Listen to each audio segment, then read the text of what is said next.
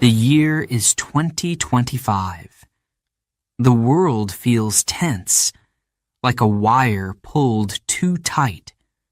Prices are rising. Families are worried. Factories are slowing down. Old friendships between countries are breaking. At the center of it all, two giants are facing each other: the United States and China. But this time, the fight is not with soldiers, not with tanks, not with bombs. This is a different kind of war. A war of money, of trade, of power. And in this battle, China is ready to fight, not with fists, but with strategy, with patience, with bold new moves. This is the story of how China tried to win without ever going to war. Chapter 1. A New Storm. The year was 2025. The air felt heavy, like a storm was coming. But this storm was not made of wind or rain. It was made of fear and money. The trade war between China and the United States had been going on for years. Sometimes it was quiet, sometimes it was loud. But now, it was getting worse. In January, the U.S. made a bold move: new tariffs, higher taxes on Chinese goods. The message was clear: buy American, punish China. Factories in China felt the hit right away. Trucks stopped rolling. Workers waited and waited. Some never got called back. Some lost their jobs. In the U.S., it was no better. Stores had fewer choices. Prices climbed higher and higher. Families asked, "Why is everything so expensive?" Business owners asked, "How can we survive?" In Beijing, leaders met behind closed doors. The faces around the table were serious, tired. They knew this was not just about money. It was about power. It was about pride. It was about the future. One advisor spoke up. "We must answer," he said, "but we must be smart. If we fight fire with fire, the whole house will burn." The room went silent. Everyone was thinking the same thing. How far could this go? How much could people take? Outside, in the streets, life went on. But it felt different. Vendors selling dumplings looked worried. Mothers pulling shopping carts looked tired. Young workers checked their phones again and again, waiting for news. In the U.S., it was the same. Truck drivers, teachers, store owners. Everyone was feeling it. Everyone was wondering, is this just the beginning? On TV, politicians made loud speeches. On social media, people shouted and argued. But deep down, most people didn't want to fight.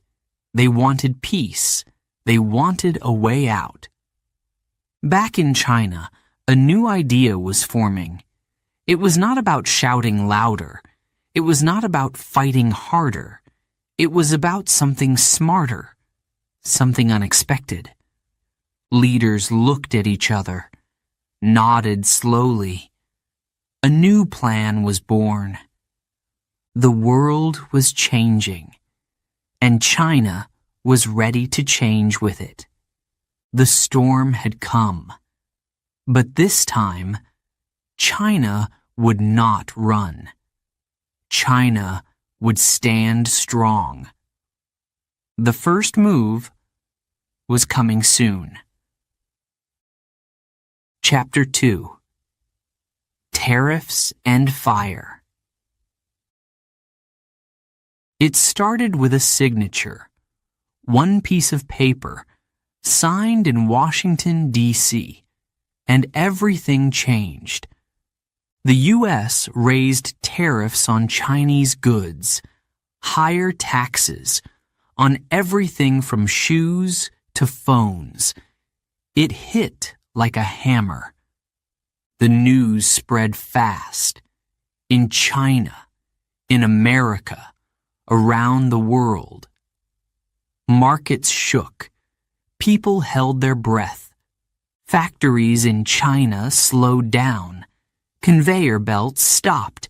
Machines stood still. Workers looked around, waiting, hoping. Bosses had no answers. Orders are down, they said. Costs are up, they said. But what about my job? Workers asked. Silence. In America, it was no better. Prices in stores jumped overnight. A jacket that cost $50 now costs $70. A toy for a child, now out of reach. Mothers and fathers stared at their bills.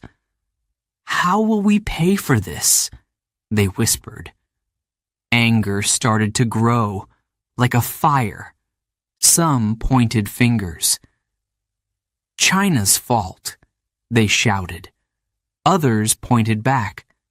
America started it, they cried. In Beijing, leaders moved quickly.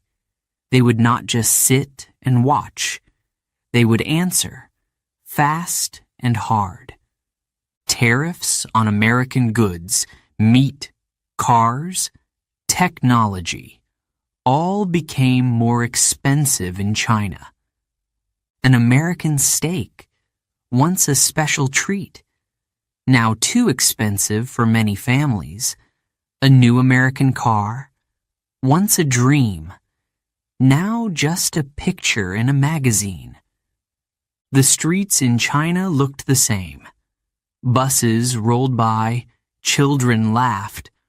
Old men played chess in the parks. But under the surface, there was tension.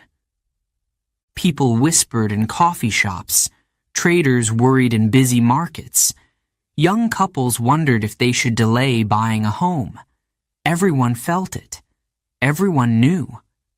This was bigger than before. In America, farmers felt the pain first. Soybeans sat in storage, unsold. Cornfields stretched wide, but no buyers came. Small towns grew quieter. Dreams were put on hold. At night, in both countries, lights stayed on later.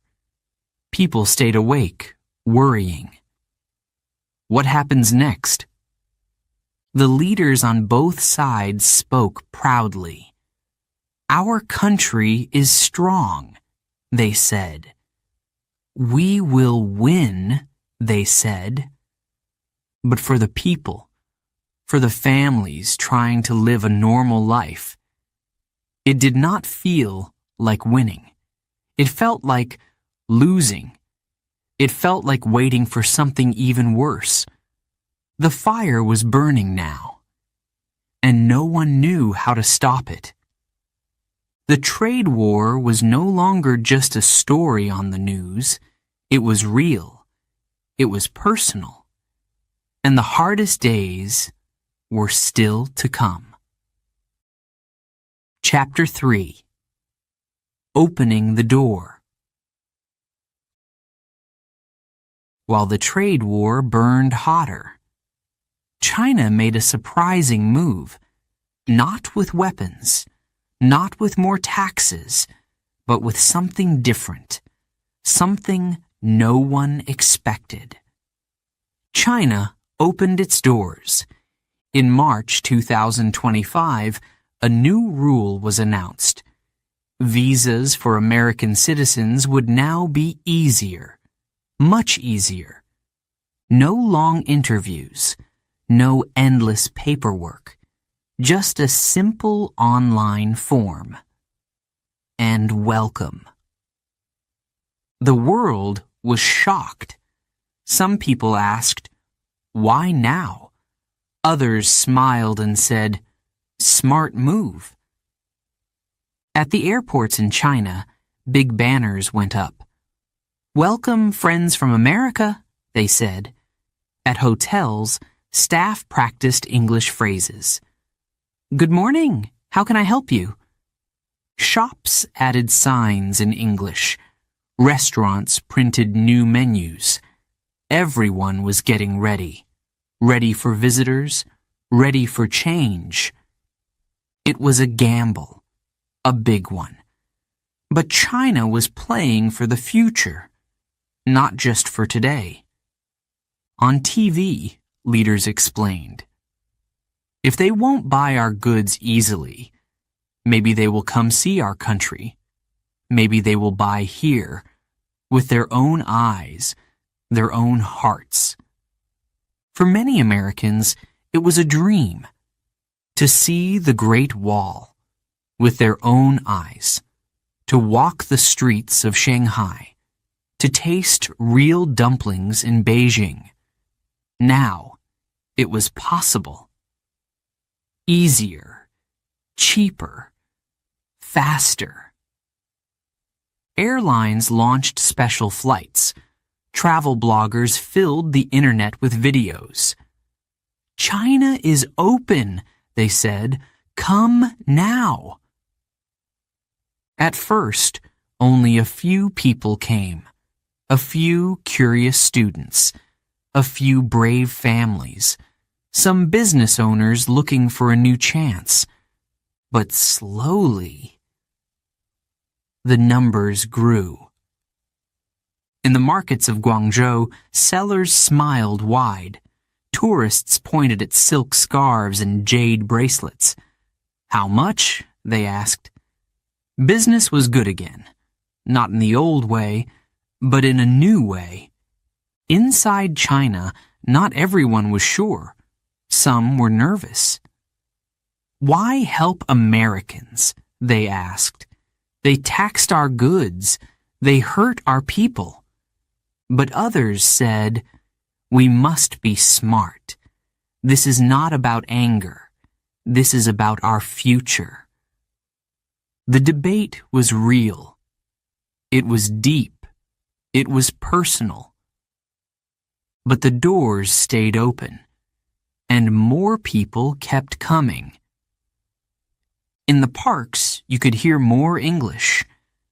In coffee shops, you could see new friendships being made. In hotels, you could feel the energy, the hope, the change. China had made a bold move. It had taken a risk. And for now, it seemed to be working. But the trade war was not over, not even close.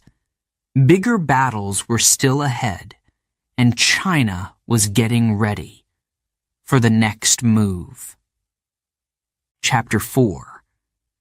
Made in China. For you. The door was open now. Tourists were coming, but China wanted more. Something bigger, something stronger. China wanted to speak directly to the American people. Not to governments, not to angry politicians, but to real people. Mothers, fathers, students, workers. "Come closer," China said. "See what we have for you." A new campaign was born. It was everywhere. On phones, on computers, on huge billboards across cities. The message was simple. Made in China. For you. Special online stores opened. Bright colors, easy English, friendly smiles in every ad. And best of all, big discounts. Special prices only for Americans. Want a phone? Half price. Need new shoes? Free shipping? Looking for toys? Cheaper than ever. It was a smart move, a personal move, a move filled with hope. Young Chinese entrepreneurs joined in. They opened shops on American websites. They offered gifts, coupons, personal notes inside every box. "Thank you for buying from China," one note said. "We hope you love it." People in the U.S. noticed.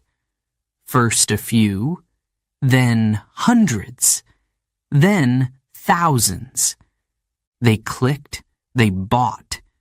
They shared pictures of their new jackets, their new watches, their new phones. "Look what I got," one teenager said on social media. "So cheap. So fast," another wrote. The campaign was working. One click at a time. One heart at a time. Inside China, factories came back to life. Machines roared again. Workers smiled again. Boxes piled high, ready for airplanes and ships. "We are not beaten," said one factory manager. "We are fighting in a new way." It was not easy. Nothing was simple. There were problems with shipping. There were arguments about prices. There were delays. But hope was stronger, and hope kept people moving forward. In the evenings, workers sat together. They ate simple meals. They talked about the orders they packed that day. "An order from Texas," one said proudly. "Another from New York." Another laughed. The world felt a little smaller, a little more connected, even during a trade war. In Washington, leaders watched closely. Some were angry. Some were worried. Some whispered, "Maybe we made a mistake." But the machine had started, and it was hard to stop. China had sent a message, not with threats, not with fear, but with open hands. "We are ready for you," the ad said, and people were answering, not with loud words, but with their wallets, with their choices. China was building a new bridge, not made of steel, but made of trust, one small sail at a time. The trade war was not over. The hard battles were still ahead.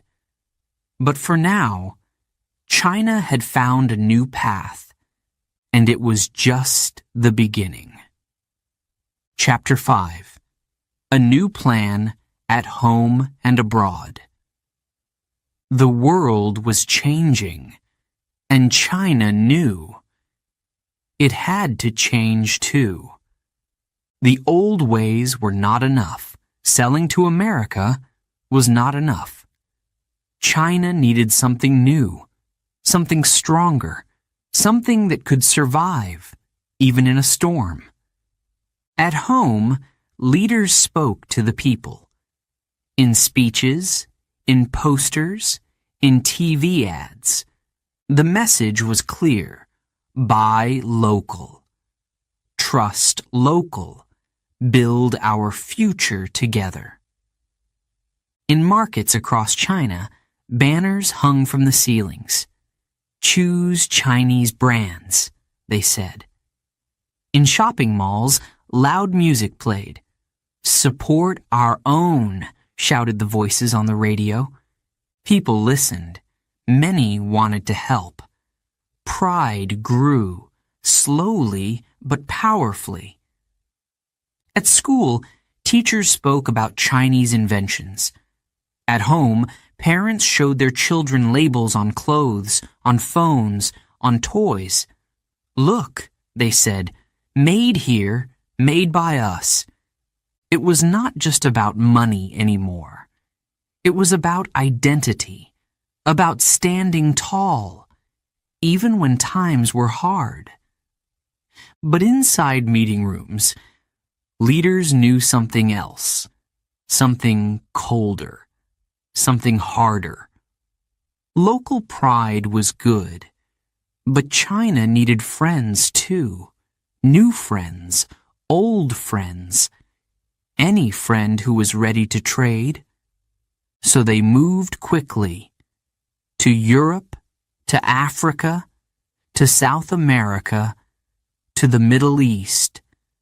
China signed new deals. More rice to Egypt, more phones to Brazil, more trains for Africa. Handshake after handshake, contract after contract. China was building a new web across the world, a web made of trade and trust. It was working. Ships sailed with full containers again. Planes carried packages across oceans. Factories hummed with noise and life. But danger was never far away. Some countries grew nervous. "Is China getting too strong?" they whispered. In Washington, politicians raised their voices again. More threats, more speeches. Inside China, some people felt fear too. What if this doesn't last? They asked. What if new enemies come? In quiet moments, leaders asked themselves the same questions. How long could they balance it all? How long could they fight a war without fighting? Still, the plan moved forward, step by step, day by day. Farmers sold their apples to new markets. Factory workers packed laptops for new buyers. Young business owners started websites in Spanish, in Arabic, in French.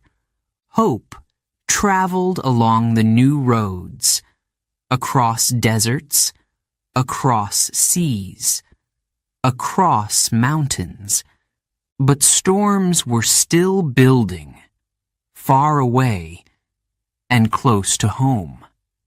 China was stronger now, but it was also walking a thinner line. One mistake, one wrong move, and everything could fall. The trade war had changed. It was no longer just China against the U.S.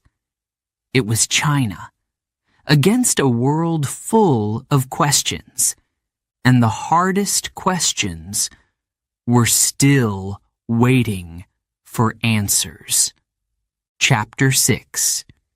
Win without war? The year moved forward, but the questions stayed behind. In China, some people cheered. They pointed to full factories. They smiled at busy shops. They waved at the airplanes carrying goods to new places. "We are winning," they said. "We are strong." But not everyone felt so sure. In quiet homes, in busy offices, in crowded markets, there was a different feeling. A feeling of worry. A feeling of waiting. In small meetings, business owners whispered, "Will the new markets stay open? What if the U.S. fights harder next time? What if our friends change their minds?" No one had easy answers. Not in China. Not anywhere. Across the ocean, in America, companies felt confused too. Big companies, small businesses, family farms. They watched their sales fall. They watched their products sit in warehouses. They wondered, should we leave China? Should we stay? Should we risk it? The trade war had made everyone careful, everyone slower, everyone a little more afraid. World leaders met in shiny rooms. They smiled for cameras. They signed papers. They shook hands. But inside their hearts, they were not smiling. They were calculating, measuring risk, measuring power. Could China really win without fighting? Could a new world be built with trade and not with war? Some believed it. Some hoped for it. Some laughed at the idea. In the streets of Beijing, in the coffee shops of New York, in the markets of Nairobi, ordinary people asked the same thing. Is this the new future? Inside China, the government stayed busy. New plans, new goals, new dreams. Stronger local markets, they said. Better technology, they said. More friends, less enemies, they said. The words sounded good, hopeful, brave. But real life is never simple. A drought could hurt farmers. A protest could change a deal. An election in a faraway land could close a door overnight. Danger was always close, waiting in the shadows. Still, China moved forward, one step at a time, one handshake at a time. In the end, the trade war of 2025 was not won by tanks, not by armies, not by bombs. It was fought with ideas, with courage, with new dreams, and maybe that was the hardest kind of war to fight, and the hardest kind of war to win. The world was watching, still watching. And China? China was still standing, still changing, still believing that there is more than one way to fight, and more than one way to win.